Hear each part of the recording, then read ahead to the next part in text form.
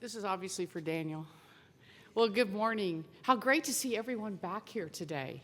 When you're hosting a conference like this, you're always probably thinking about what can go wrong. And I was walking over this morning. Well, I was actually walking from the parking lot. That's not fair to say I walked over. And thinking, I wonder if we're going to have the same energy and the same people today, but I already feel it. So thank you so much.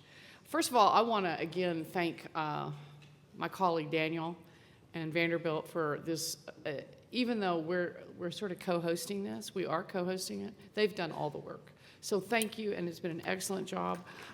And I also want to thank Bill Hardgrave and his team for helping us put this all together. It's been really great. The steering committee's done a super job.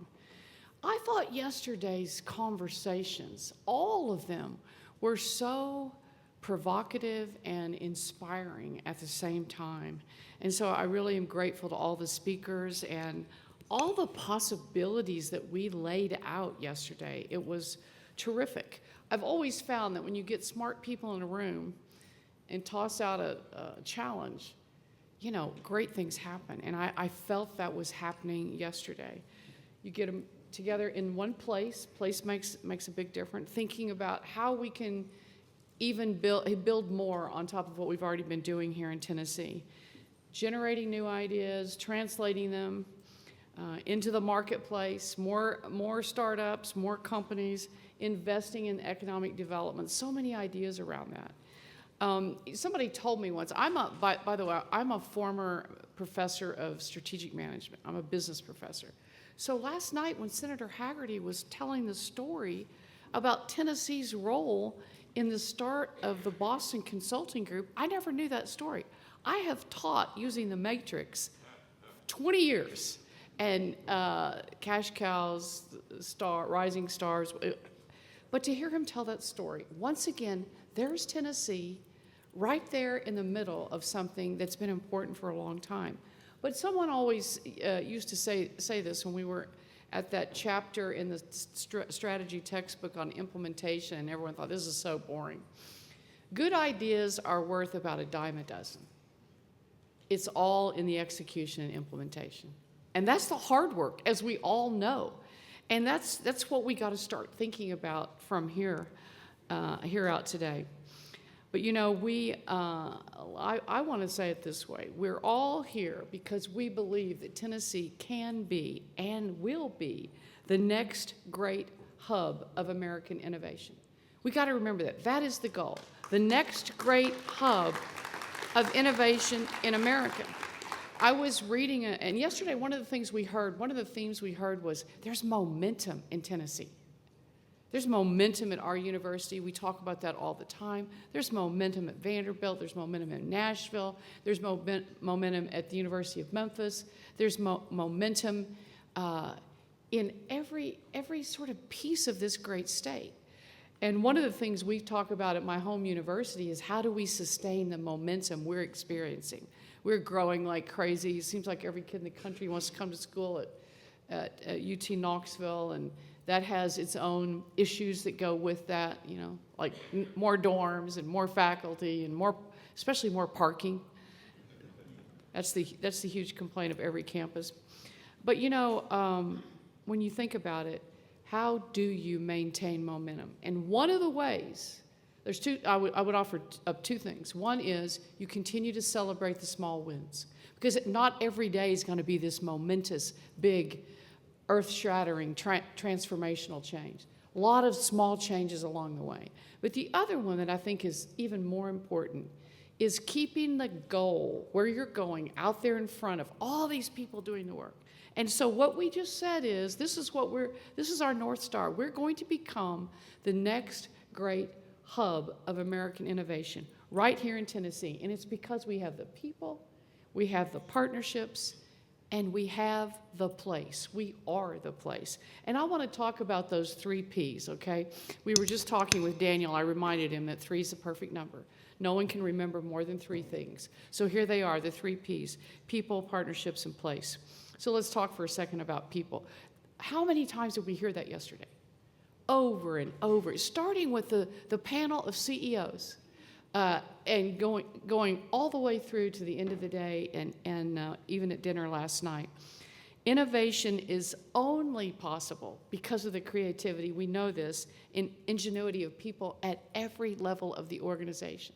And one of the things I think all of us have to think about is, I think some of the ways we've thought about innovation need to be adjusted. We've often thought, okay, you get the crazy person, put him in charge of Skunk Works, keep him away from everyone else so we can keep doing what we do every day. And I think where we're moving now is whole organizations have to be innovative. And it happens because of smart people who are empowered to do things and to have ideas and to share those. We know what I heard yesterday was from high school graduates with on-the-job training to college graduates and those with advanced degrees. Industries need skilled workers that are prepared for the jobs of the future. And I know the higher ed institutions in the state take that very seriously. We have formed a collective of more than 100 organizations every 4-year, every 2-year in the state that's helping us think about this. That's a new way of doing business for higher education, but I think it's the only way into the future. So people have always been our best resource for talent, for innovation. I mean, obviously for talent, but for innovation and for creativity. The second one is partnerships. And as I was thinking back yesterday about the things that we talked about, the people who were on the stage and the people who are here today, I don't think we could have done this 5 years ago. Now we've got leaders in place at all the big companies, at all the universities, all the 2-year schools that are committed to making Tennessee strong and making it we can be the next innovation corridor. I truly believe that. Universities, I'll speak from my own home ground, we thrive on collaboration. It's the only way we get things done, but it is also the hardest thing that we try to do. Universities are organized not to facilitate collaboration, let me just say. We've got big silos like lots of big organizations, but we want to use our sensibility about collaboration to bring together scientists and policymakers, industry leaders, community partners, funding agencies, and so many others, like we're doing here. But this shouldn't be a one-off opportunity. This should become more how we function. And I'm so grateful for Oak Ridge National Lab, for y'all's participation, your presence, your outreach, feeling like we're partners. It's just going to be transformational. When everyone has a seat at the table, we then get, I'd like to think of it as a 360-degree view of the problems. And sometimes we don't really want to hear some of those problems, but owning them is the only way we can then go to work on them.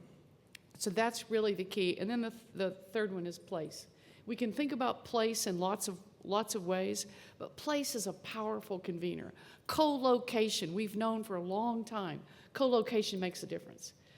I'm going to tell a little Volkswagen story here. I'm get out of school, but your boss, I don't think Pablo's here, so I can tell it anyway.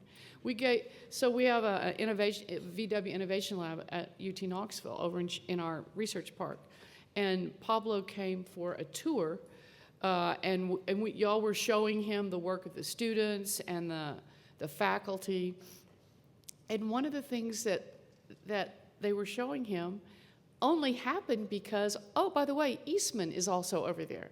And it wasn't the intention when Eastman came and VW came that, oh, you guys can do things together, but it just started happening. And it was just like an exciting moment, and I'll never really forget that. So I think about it this way.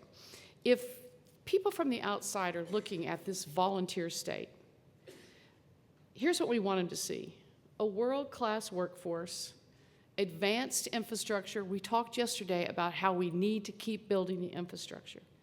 And they'll see committed partners. In Tennessee, I believe we have all of the ingredients that draw innovative and creative people together.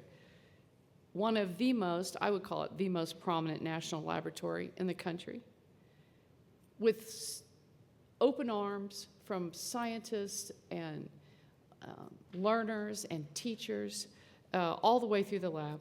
We have multiple top-tier research universities. We've got 3 R1s in this state right now. We've got an established manufacturing and logistics hub. We heard about that yesterday. And a growing workforce and a high quality of life. People want to come to Tennessee. We heard this. What did we hear yesterday? Because it's a great place to live and raise your children. So we've got the place. And it's where the world wants to be, and we need to meet them right here. So those are some of the reasons I'm so excited to be here, to continue our conversations. I want us to keep thinking, remember where we're headed, the next innovation hub in America. And secondly, we got to start focusing on how we put some of these great ideas into action. We've got all the pieces. Let's keep building on it today. Thank you very much.